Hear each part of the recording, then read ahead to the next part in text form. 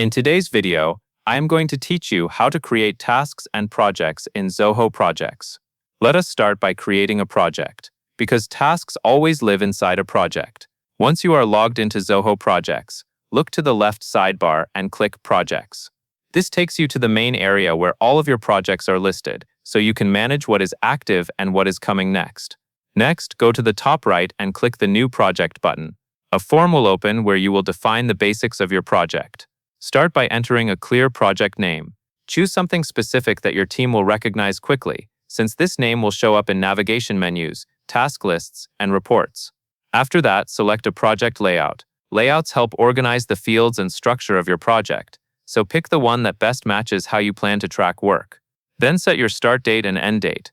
Dates are important for planning and visibility, especially if you will be tracking deadlines and workload over time. Use realistic dates and remember that these can guide your scheduling and timeline inside the project. When everything looks correct, click Add. Zoho Projects will create the project and make it available from your list, ready for you to add work items.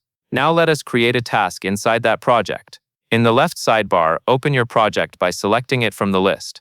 Once you are inside the project, go to the top navigation and click the Tasks tab.